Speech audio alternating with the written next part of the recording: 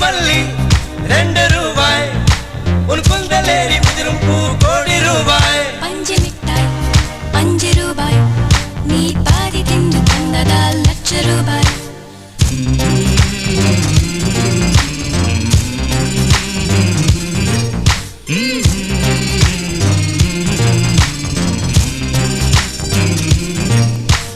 காதலிக்கும் பெண்ணின் கைகள் தொட்டு நீட்டினால் சின்ன தளர் கூட தங்கந்தானே